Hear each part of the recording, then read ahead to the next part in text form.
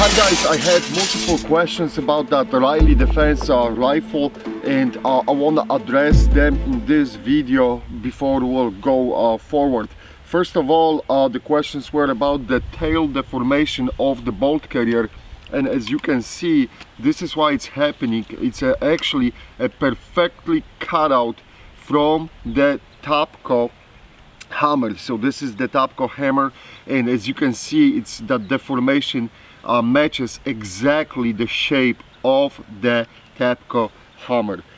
Another question was about the no-go gauges, on which no-go gauge this rifle closed when we even had the 0 rounds, and it closed on both, on the CIP standard and on the semi. So that's the CIP no-go gauge.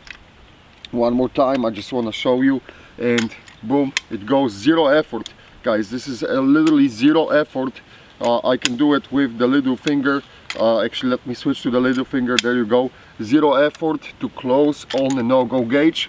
But just to show you on the camera, and that wasn't done on the camera last time, this is the semi spec no-go gauge. So we got the no-go gauge inside, and again, whoa, see, that just falls in. There's absolutely 0 resistance, guys. There you go. That's how the bolt, one more time so everyone can see it, boom, it closes on the no-go gauge. So it doesn't matter CIP or semi gauge, on both of them the rifle is closing in. It still does not closes on the field gauge. Ula, could you throw it? Woo! That's a beautiful catch.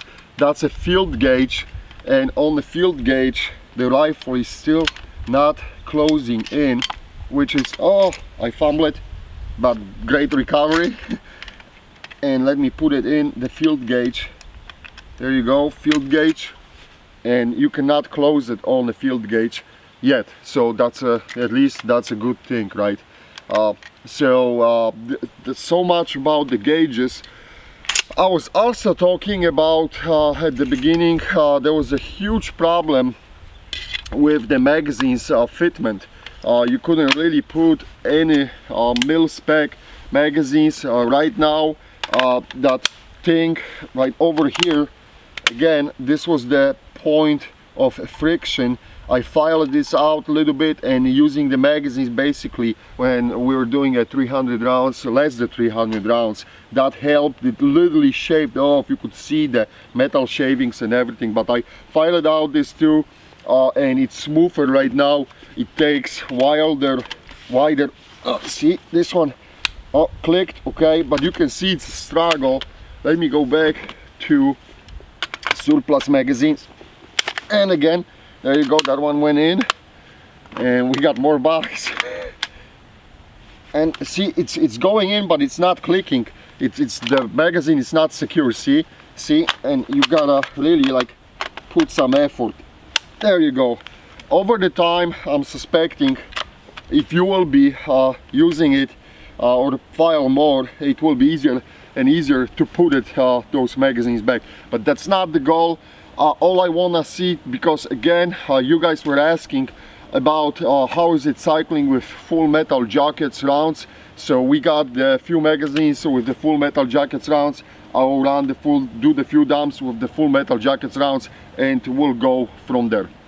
Okay, so I got the full metal jackets rounds in the Tapco magazine. This is the magazine which the rifle ships with, and that magazine works perfectly. Let's see. And there you go, right away. I couldn't feed the round, but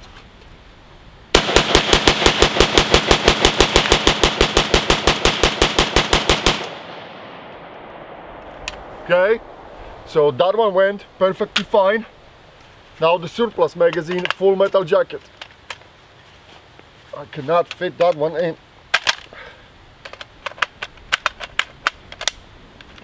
There we go. Okay, failure to feed. We'll clear it.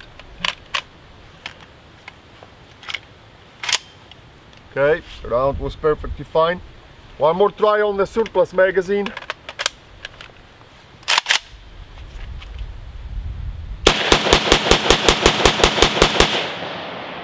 failure to feed. Again, I'll go to this camera to show it what's happening. Ula, you got it? Okay. Let me switch now to the Magpul magazine. Okay, so Magpul magazine, full metal jacket rounds again. Okay.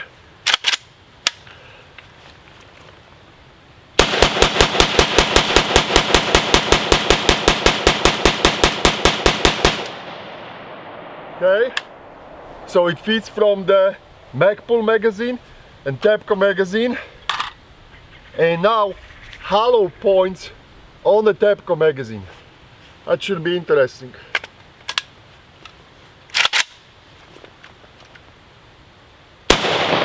Nope, failure to feed.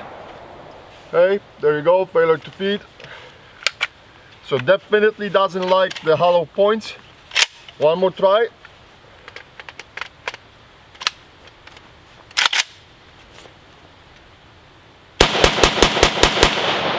Failure to feed. Again, failure to feed. Okay, so